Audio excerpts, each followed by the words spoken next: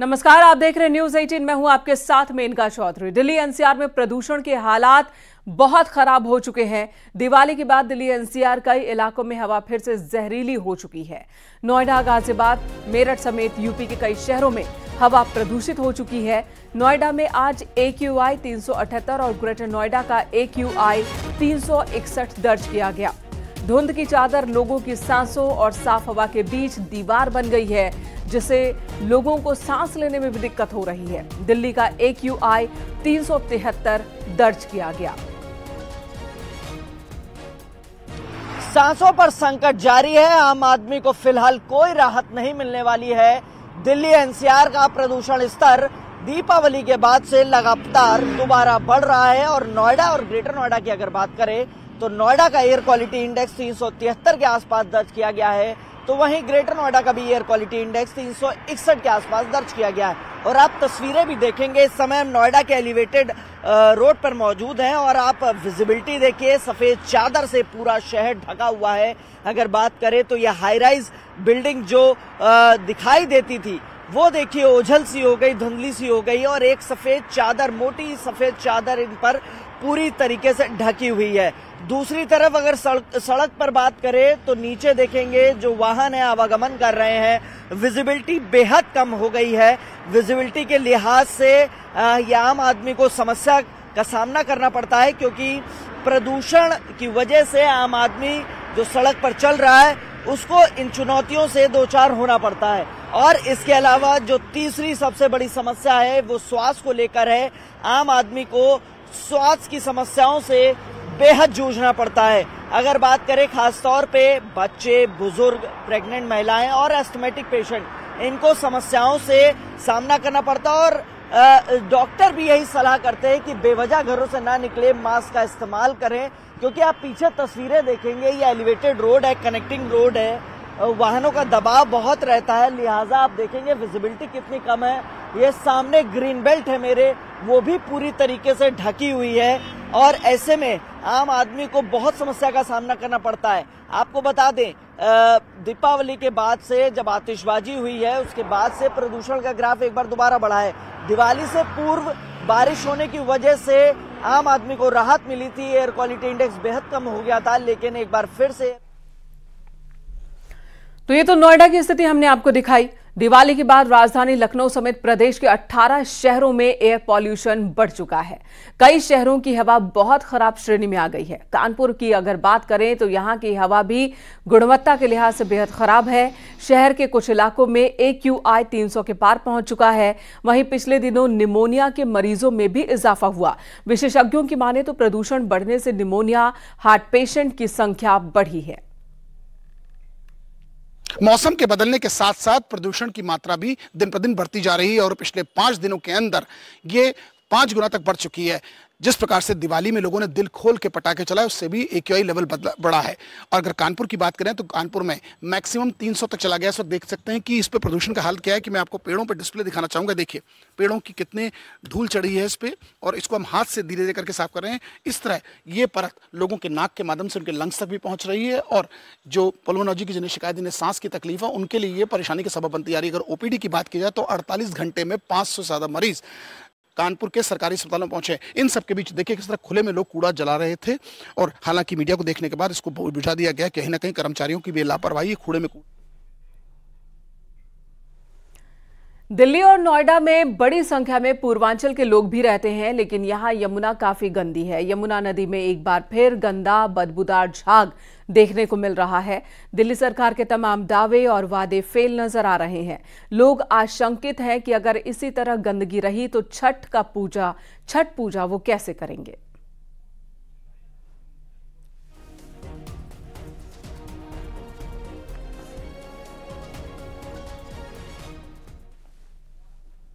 और अलग अलग शहरों से हमारे सहयोगी इस वक्त हमारे साथ जुड़ चुके हैं। अमित गंजू हमारे साथ कानपुर से मौजूद है, हिमांशु हमारे साथ नोएडा से और वहीं फराह खान दिल्ली से हमारे साथ मौजूद है। फराह का सबसे पहले रुख करेंगे।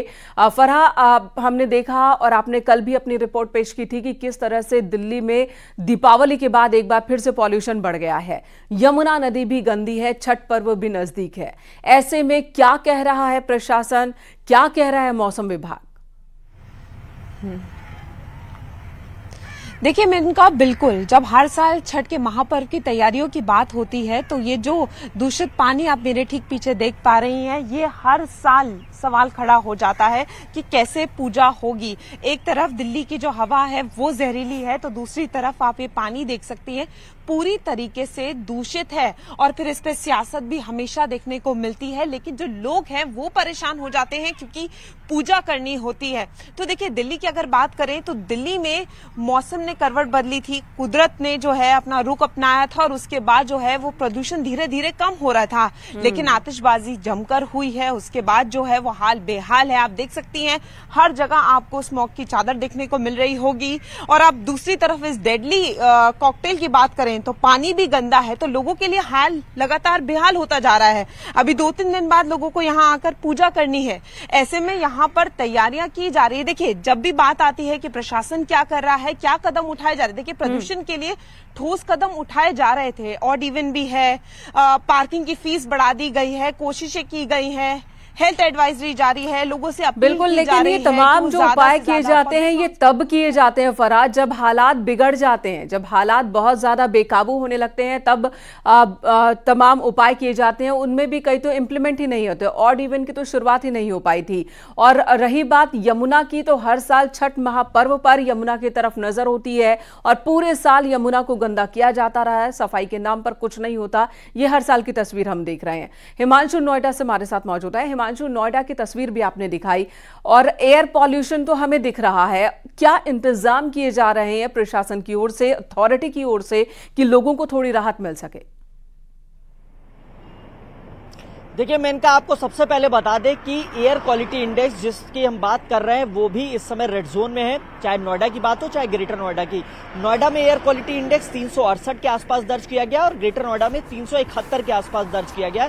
और आप तस्वीरें मेरे ठीक पीछे देखिए, इस समय हम एलिवेटेड पे मौजूद हैं और यहाँ पर स्थिति देखिए कि जो विजिबिलिटी है वो बेहद कम है। इसके अलावा जो ऊंची ऊंची इमारतें हैं वो भी यहाँ पर ओझल हो गई हैं, धुंधली सी हो गई हैं। इसकी वजह यह है कि यहाँ पर पोल्यूशन का जो स्तर है वो बेहद खतरनाक श्रेणी में है। लगातार हर साल दावे वादे किए जाते हैं, तमाम ग्रैब 1, ग्रैब 2, ग्रैब 3, ग्रैब 4, अब तो ग्रैब 4 की स्टेज लागू है, लेकिन कोई भी राहत नहीं है आम आदमी को। जो दम घोटू हवा है उससे जो है आम आदमी परेशान हो रहा है। इसी की वजह से तमाम जो सरकारी अस्पताल है वहां पर ओपीडी जो है उसकी संख्या बढ़ा दी गई है। जो एस्थमेटिक पेशेंट्स है उनको तकलीफ है। इसके अलावा अगर बात करें तो जो बच्चे और जो बुजुर्ग है खासतौर पे उनके लिहाज से ये बेहद खतरनाक हो जाता है। और हर साल यही सवाल पूछा जाता है कि दिवाली आने से पहले, यानी जब ठंड अपनी दस्तक देती है, अक्टूबर में ग्रैप लागू कर देते हैं, तमाम पाबंदियां लगाते हैं, लेकिन उसमें भी इंतजार किया जाता है कि पोल्यूशन जब बढ़ेगा तो ग्रैप की स्टेजेस बढ़ेंगी। जब पोल्यूशन आपे से बाहर हो जाएगा तब ग्रैप की 4th स्टेज लगाई जाएगी ताकि जो कंस्ट्रक्शन साइट है वो तमाम बंद कर दी जाए। तो सवाल यही है कि क्या हम इंतजार करते हैं कि पोल्यूशन का ग्राफ बढ़े और उसके बाद तमाम पाबंदियां लगाई जा सके? क्या हम नोएडा अथॉरिटी और जो बिल्कुल हिमांशु, एक कहावत है, precaution is better than cure. और मौजूदा बीमारी प्रदूषण वाली जो बीमारी है, इसमें हम हमेशा देखते हैं, हर साल देखते हैं कि प्रिकॉशनरी कोई कदम तो उठाया ही नहीं जाता। जब ये बीमारी बढ़ जाती है, जब लोगों पर इसका असर होने लगता है, जब कोई भी अदालत इसका संज्ञान लेती है, तब जाकर क्योर का, वो भी कह सकते हैं क्योर किया नहीं जाता, क्योर किए जाने का दिखावा ही होता है। कानपुर से हमारे सहयोगी अमित गंजू हमारे साथ मौजूद हैं। अमित, कानपुर की तस्वीर भी आपने दिखाई कि हर तरफ धूल है, मिट्टी मिट्टी मिट्टी है, तो इससे निजात कैसे मिलेगी?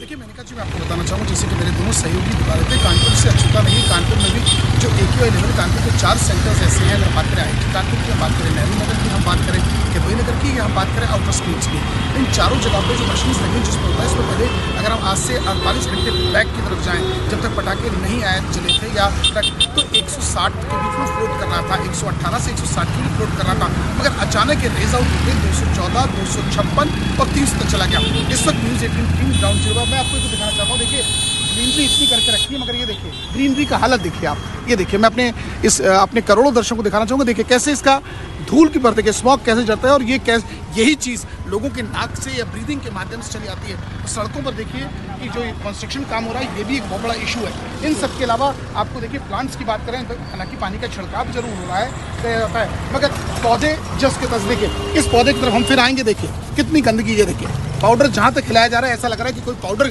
किसी ने पेस्ट कर दिया। यही चीज़ ब्रीदिंग के माध्यम से देखिए, हाथ के फिंगर्स में दिखा सकता हूँ कितना डस्ट है ये। बिल्कुल, और यही पार्टिकल्स है जो सांसों के रास्ते फेफड़े तक पहुंच रहे हैं और बीमार कर रहे हैं। कई जगहों पर कदम जरूर उठाए जा रहे हैं, पानी का छिड़काव कानपुर में देखने को मिला, लेकिन अभी जो कदम उठाए जा रहे हैं वो नाकाफी ही है। आने वाले दिनों में इस तरह के कदमों का असर शायद देखने को मिले। धन्यवाद आप सभी का हमारे साथ बने रहने के लिए। तो दिल्ली एनसीआर की बात करें तो धुंध का शहर, धूल का शहर बनकर रह गया है। दिल्ली एनसीआर के तमाम शहर अभी भी इंतजाम किए जाने का इंतजार ही हो रहा है।